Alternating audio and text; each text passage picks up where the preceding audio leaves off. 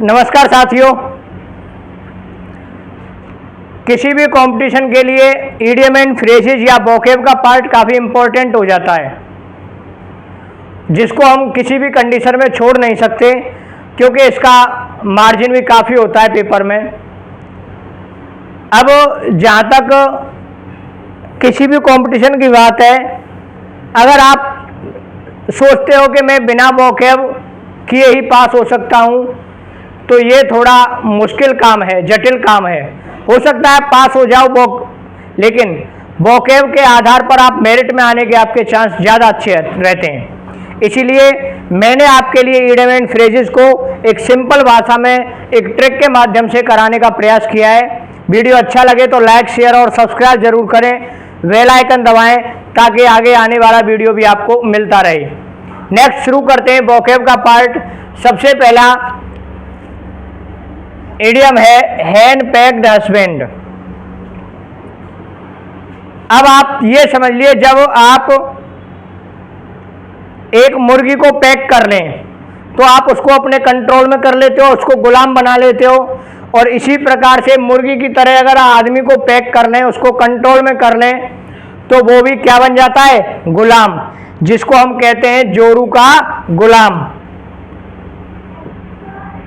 जोरू का गुलाम। अगर आपको किसी व्यक्ति से बात करनी है और आपको उसको कहना है कि तू जोरू का गुलाम है, तो हम कहेंगे you are a henpecked husband. Okay, next,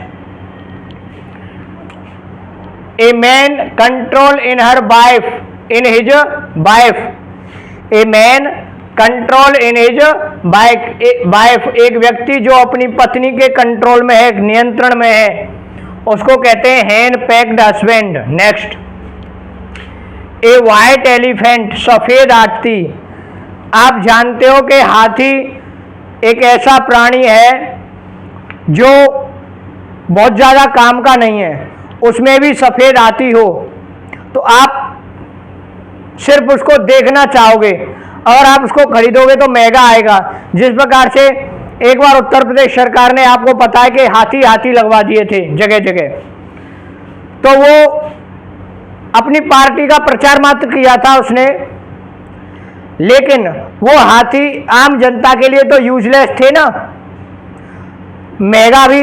क्योंकि जब आप कोई ऐसी चीज खरीदते हो जो रेयर सी हो, तो वो निश्चित तौर पर महंगी भी आती है और निरर्थक भी रहती है, यूजलेस भी रहती है। तो डियर मीन्स होता है महंगा एंड यूजलेस होता है निरर्थक। महंगा, महंगा और अनुपयोगी, महंगा और अनुपयोगी। तो जो सफेद हाथी होता है वो आता भी महंगा है और वो किसी काम का भी नहीं होता। नेक्स्ट,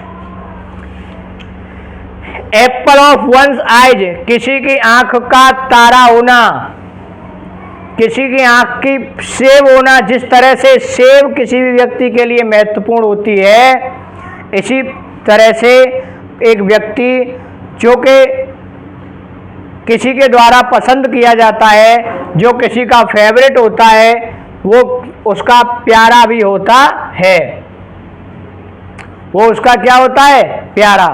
उसको कहते हैं एप्पल ऑफ वंस आइज, आंख का तारा, बहुत प्यारा, बहुत प्यारा होना, या फिर हम कह सकते हैं आंख का तारा होना, आंख का तारा होना। उसको इंग्लिश में कहेंगे Apple of once eyes. Next है साथियों लॉयंस शेयर। अब मान लीजिए किसी चीज का हिस्सेदारी हो, बट हो, जानवरों के बीच में बट हो रहा हो, तो आपको पता है कि जो लॉयन होता है वो जंगल का राजा होता है, तो वो उसके हिस्से में जो चीज आएगी वो ज्यादा आएगी, क्योंकि राजी से नहीं आएगी तो दादागिरी से आएगी। तो लॉयंस शेयर का अर्थ होता है बड़ा हिस्सा, ज्यादा लाभ। Okay, next, to cry wolf. अब आपको पता है कि एक भेड़िया रो रहा है, तो भेड़िया क्यों रोएगा भाई? भेड़िया इसलिए रोएगा कोई न कोई वो नई चाल चलना चाह रहा है, अपनी किसी को धोखा देना चाह रहा है, कोई बहाना बनाना चाह रहा है। तो क्राई वुल्फ का मतलब है फॉल्स एक्सक्यूज, झूठा बहाना बनाना। जैसे क्रोकोडाइल टीयर्स होता है ना,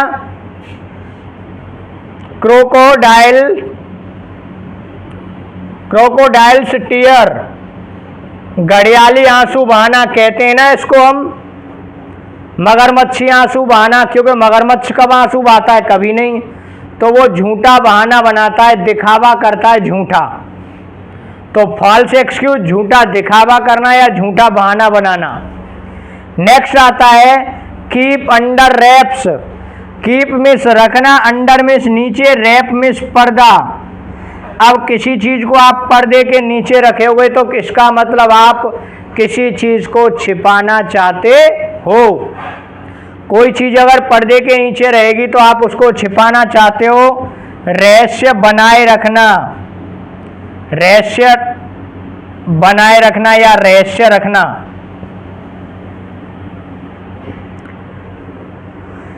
नेक्स्ट आता है बेड ऑफ रोजेज।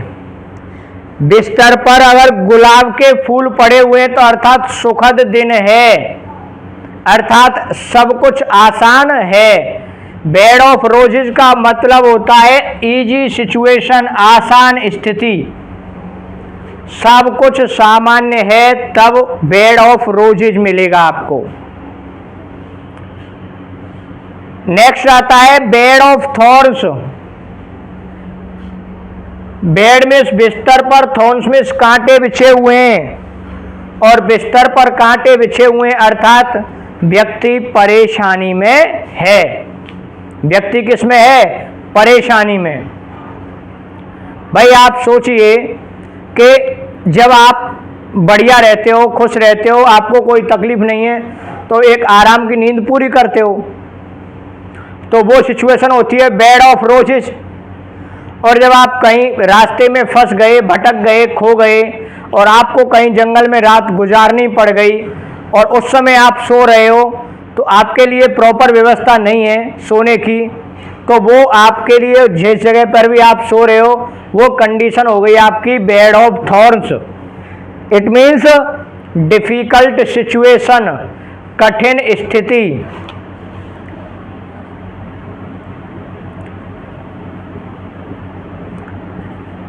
कठिन दशा या स्थिति।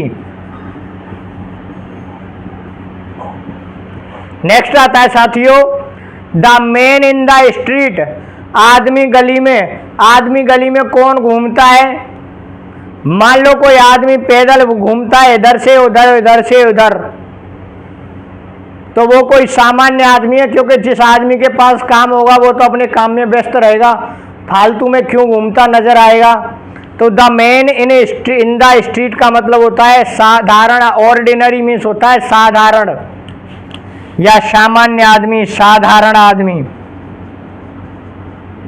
साधारण आदमी। ओके। नेक्स्ट आता है साथियों हार्ड नट टू क्रैक। एक कठोर सा नट है जिसको तोड़ना है। जो चीज पहले से ही कठोर है, हार्ड है, उसको अगर आप तोड़ोगे तो परेशानी तो आएगी ना, काम मुश्किल है ना।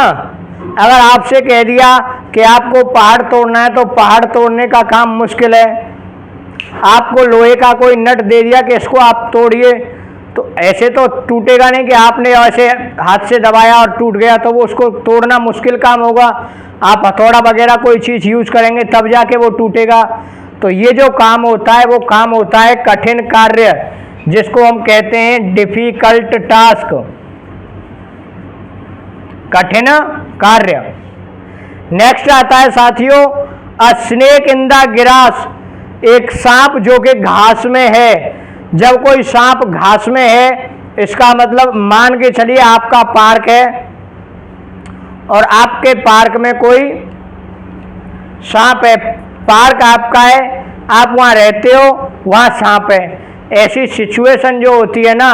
और दूसरा आपने एक हिंदी का मुहावरा सुना होगा कि आस्तीन का सांप। आस्तीन का सांप का मतलब है एक ऐसा व्यक्ति या ऐसी चीज जो आपके बिल्कुल नजदीक रहती है लेकिन वो आपको हानि पहुंचाना चाहती है। Snake in the grass means होता है हिडन एनेमी, एक छुपा हुआ दुश्मन जो बिल्कुल आपके पास भी रहता है लेकिन वो हमेशा आपको नुकसान पहुंचाने का प्रयास करता है। इसको कहते हैं हम आस्तीन का सांप। आस्तीन का सांप। नेक्स्ट आता है साथियों अंडर द टेबल। टेबल के नीचे, और टेबल के नीचे से क्या दी जाती है? रिश्वत दी जाती है। आपने फिल्मों में भी देखा होगा कि जब रिश्वत दी जाती है तो नीचे से सरकाई जाती है, लो बाबूजी, ये लो श्रीमान जी, ये लो sir.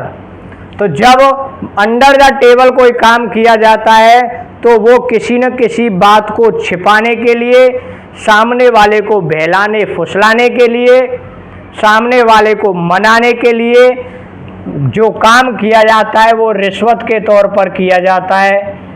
Under the table means होता है रिश्वत देना।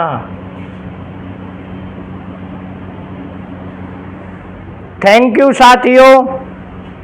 वीडियो अच्छा लगा हो तो लाइक शेयर और सब्सक्राइब करें, बेल आइकन दबाएं। तब तक के लिए अगले वीडियो तक जय हिंद जय भारत। फिर मिलेंगे।